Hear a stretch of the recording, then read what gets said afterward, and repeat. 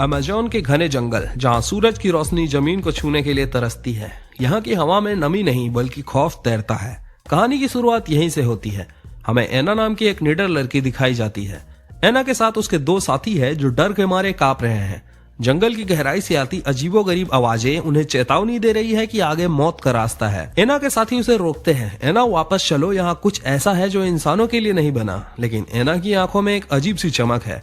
उसे खतरों से खेलना पसंद है। वो एक मोटरसाइकिल स्टार्ट करती है और तेजी से जंगल के दलदली रास्तों में ओझल हो जाती है। उसके साथी उसे बचाने के लिए पीछे भागते हैं, लेकिन तभी अचानक पानी के अंदर से एक विशाल लहर उठती है। एक ऐसी चीज बाहर निकलती है जिसकी कल्पना भी किसी ने नहीं की थी। एक दैत्याकार एनाकोंडा। पलक झपकते ही वो एना के साथियों पर काल बनकर टूट पड़ता है। चीखें गूंजती है और फिर सन्नाटा छा जाता है। कहानी अब अमेज़न से हजारों मील दूर एक छोटे से शहर में शिफ्ट होती है। यहाँ हमारी मुलाकात डग से होती है। डग की आंखों में कभी बड़े पर्दे पर अपनी फिल्म देखने का सपना था, लेकिन आज उसकी जिंदगी शादियों के वीडियो शूट करने में सिमट गई है। वो एक वेडिंग वीडियोग्राफर है। डग का एक जिगरी दोस्त है रोनाल्ड। रोनाल्ड एक बैकग्राउंड एक्टर है। वो भीड़ का हिस्सा तो बनता है, लेकिन उससे कभी मुख्य भूमिका नहीं मिली। आज रोनाल्ड का मन उदास है। तभी उसकी नजर एक सिनेमा हॉल के बाहर लगे पोस्टर पर पड़ती है। यह 1997 की कल्ट क्लासिक फिल्म एनाकोंडा का पोस्टर है, जिसे दोबारा रिलीज किया जा रहा है। रोनाल्ड का दिमाग चलने लगता है। वह डग के घर पहुंचता है, जहां आज डग का जन्मदिन मनाया जा रहा है। वहां उनके पुराने साथी केनी और क्लेयर भी मौजूद हैं। ये सब मिलकर डग द्वारा कॉलेज के दिनों में बनाई गई एक मॉन्स्टर मूवी देखते हैं। यादें ताजा होती है तो जुनून भी वापस आता है। अगले दिन रोनाल्ड सबको एक रेस्टोरेंट में बुलाता है। वह एक ऐसा झूठ बोलता है जो सबकी जिंदगी बदलने वाला था। रोनाल्ड कहता है, मैंने एनाकोंडा के जापानी लेखक की पत्नी से मुलाकात की और फिल्म के राइट्स खरीद लिए हैं। हम अपनी खुद की एनाकोंडा फिल्म बनाएंगे। डग पहले तो डरता है। उसके ऊपर परिवार की जिम्मेदारी है, लोन की किस्तें हैं। लेकिन जब वो अपने छोटे बेटे को अपनी पुरानी फिल्म देखकर खुश होते देखता है तो उसका सोया हुआ डायरेक्टर जाग जाता है। उसकी पत्नी भी उसे प्रेरित करती है। चारों दोस्त अपनी सारी जमा पूंजी और बैंक से छोटा लोन लेकर ब्राजील के अमेज़न वर्षा वनों के लिए निकल पड़ते हैं। उनके पास पैसे कम है, इसलिए यह एक लो बजट शूट होने वाला है। ब्राजील पहुंचकर उनकी मुलाकात एक रहस्यमय स्नेक हैंडलर से होती है। फिल्म के लिए उन्हें एक असली सांप चाहिए था। हैंडलर के पास एक बड़ा अजगर है। रोनाल्ड, जो फिल्म का हीरो बना है, सांप को देखकर ही पसीने छोड़ देता है।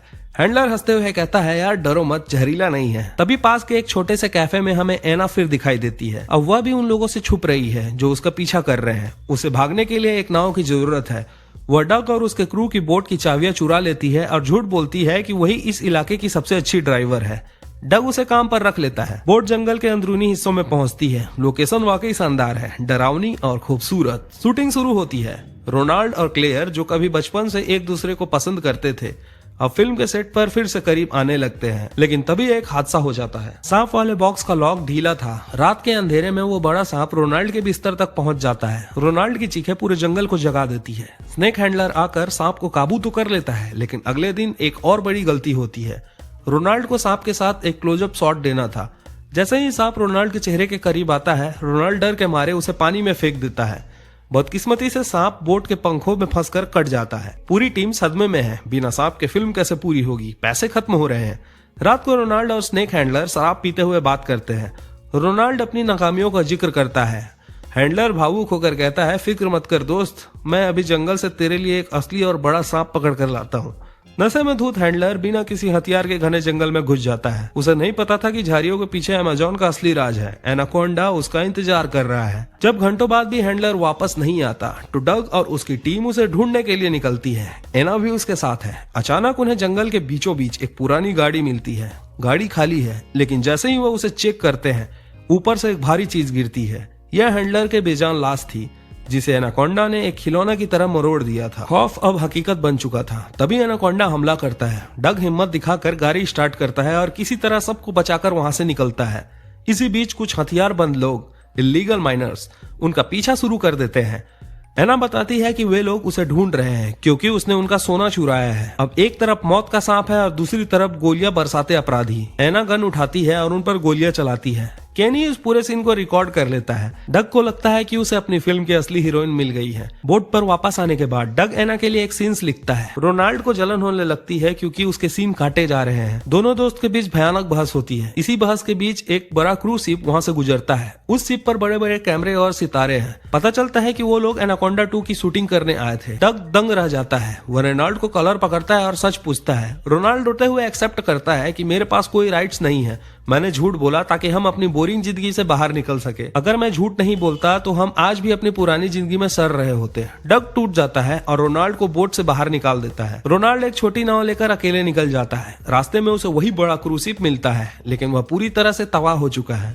एनाकोंडा ने पूरे क्रू को मार डाला है। रोनाल्ड मदद करने की कोशिश करता है, लेकिन उसकी आंखों के सामने सांप आखिरी बचे हुए सदस्य को भी निगल जाता है। इधर मेन बोर्ड पर एना अपने असली रंग दिखाती है। वह डग और उसके साथियों पर बंदूक तान देती है और उन्हें गुप्त द्वीप पर ले जाने पर मजबूर करती है। वहाँ उसने सोने के बैग छुपा रखे हैं। तभी एक पुलिस ऑफिसर वहां पहुंचता है, जिसने रोनाल्ड को दूर से देखते हुए गलत समझकर घायल कर दिया था। एना मौका पाकर ऑफिसर को मार देती है और क्लेयर की जान लेने वाली होती है। तभी पानी से साक्षात मौत एनाकोंडा बाहर निकलता है और एना को जकड़ लेता है। उसकी हड्डियां टूटने की आवाज पूरे जंगल में गूंजती है। सब अपनी जान बचाकर जंगल में भागते हैं। रात के अंधेरे में डग को एक जहरीला मकड़ी काट लेता है। वह दर्द से कराह रहा है। उसे अपनी गलती का एहसास होता है कि उसने अपने दोस्तों को अकेला छोड़ दिया। रोनाल्ड वापस आता है और डग को बचाता है, लेकिन तभी एनाकोंडा डग पर हमला करके उसे घसीटते हुए ले जाता है।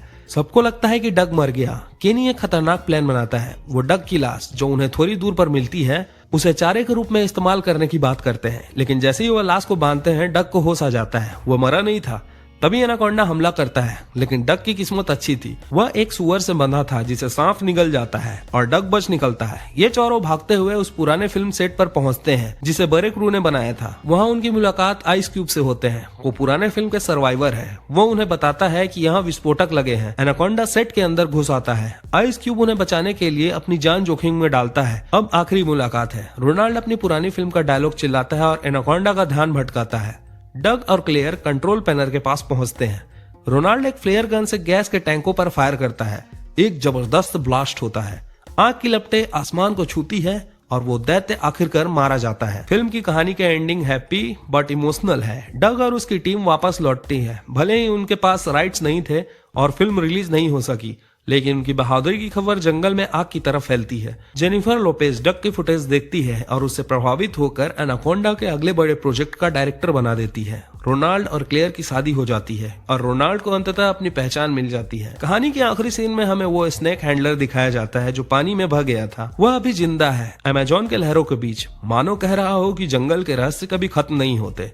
आई होप आपको ये मूवी की एक्सप्लेनेशन पसंद आया हो, तो प्लीज चैनल को सब्सक्राइब कीजिएगा, लाइक कीजिए, कमेंट में राय बताइए आपको कैसी लगी, और मिलते हैं अगले कमाल की वीडियो में।